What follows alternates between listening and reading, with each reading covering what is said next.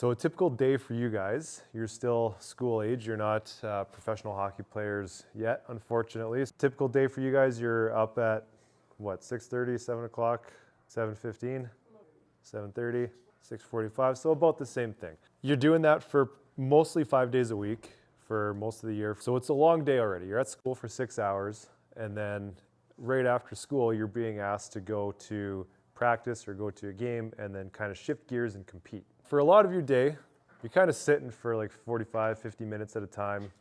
I see students every day at school, and you go outside and you're doing this for recess, just kind of standing there. And that's okay. It's just the fact is that your school day for a lot of those 6 hours is usually not super active other than a phys ed block, maybe a weight room if you can get it at lunch. What you're asking your body then when you get to the arena is to transition from kind of what you guys are doing right now into competing and being an athlete. Like at school, you're asked to be attentive, obviously. When you're at the arena, you're being asked to be attentive and then active. Goaltending, it's also a very state-specific sport. Can you tell who in this room is the professional athlete and maybe what they do? Yeah, LeBron James, the huge guy on the left-hand side there.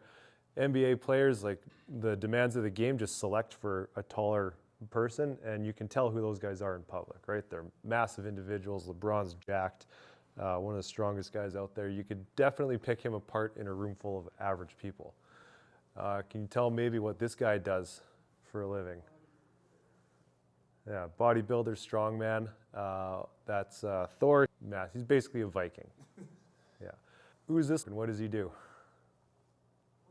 Anything special about his build physically? Just from what you see with his physical build, very average. That's Juuse Saros, one of the top NHL goalies right now. 5'10"-ish, right? 5'10", 5'11", under 6 feet.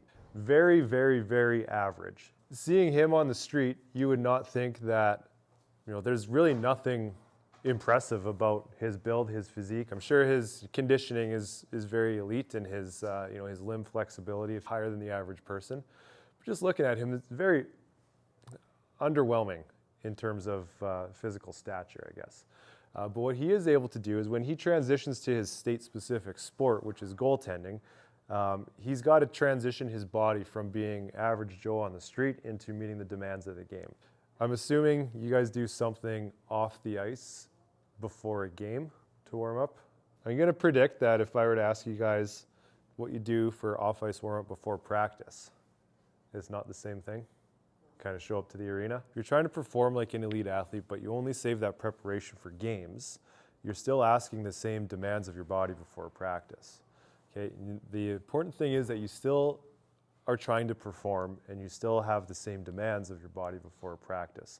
So my challenge to you guys, and I'll keep this in mind for the next 2 weeks here, do something physical before your practices, especially after a long school day. What you're doing with that off-ice warm-up, the functions of that, number one, putting your muscles through a similar range of motion than what you're going to be expected to do. If you have to make one of these saves, maybe just where you're competing, and you do his big stretch and you haven't done that for the previous 48 hours of your life, it's going to be a high demand on your body, and it's going to be something that you want your body to be prepared for. So range of motion is one thing, injury prevention is what you get out of that, and then orienting your limbs where they have to go in space. So like this section of space right here in front of my body, if there's a puck that's passing through that plane, I have to be comfortable with my hand in that space in front of my body. A big function of that off-ice warm-up is just orienting your limbs and getting used to actually where they are in space. Okay, your hands and your feet specifically. When you get on the ice, that 5 minutes where you guys are skating around before the coach blows the whistle, that's your warm-up time too. That part serves a bit of a different purpose. Now you're transitioned from school and student person into state-specific, position-specific goalie person. Your limbs are going to move different with a glove and a blocker and pads and skates on them than they would just with your shoes. So you have to, number one, transition your body from that off-the-street person into that athlete with the state-specific gear. Get the feel for the major connection that you have. Right now, like I'm wearing shoes or like kind of insulated winter boots. My anchor, my connection with the ground is very predictable. It's very simple. You go onto the ice and you're on a completely different anchor system. Okay, so the more you can use the front part of your blade, the back part of your blade in sort of a warm-up, and again, just orient your body to what's going on there, the quicker you get used to that state-specific roll and that demand that you're asking of your body. If you can do that off-ice part first, where you get your muscles and your limbs and your range of motion and your coordination good to go, and then you jump into the state-specific skates, pad interface, then you're gonna be ready for action. You're ready to compete. You're ready for, you're ready to build. A lot of people really like these. A lot of people think that they're absolutely useless because, oh, well, you don't catch a ball on the ice. Well, it's not the point of the ball drill. The point of the ball drill, when you're bouncing these off a wall, is to orient your hand in a certain space that's in and near your body. There's a difference between catching a ball up here and catching one down here.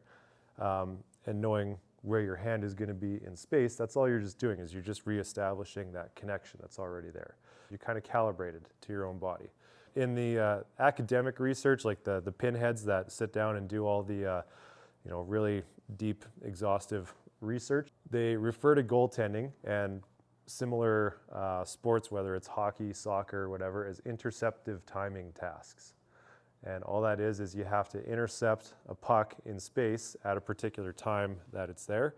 So those are two things that you need to have going for you. You need to have your timing right, and you need to have your orientation in space right. The top Major League Baseball hitters really, really struggle with a slow pitch coming at them because the timing is so different and it's a different state-specific demand. And then emotional and mindset, recognizing number one, hey, I'm in kind of a bad mood today.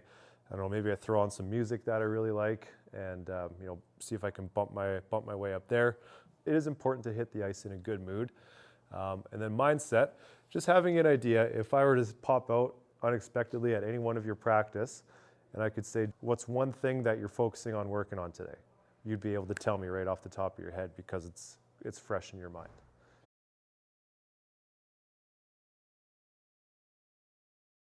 All access with Braden Holtley, 2.5 hours at the arena before puck drop. Obviously, I'm not saying that's what you have to do. Yeah, that'd be cutting into your 5th block of the school day probably.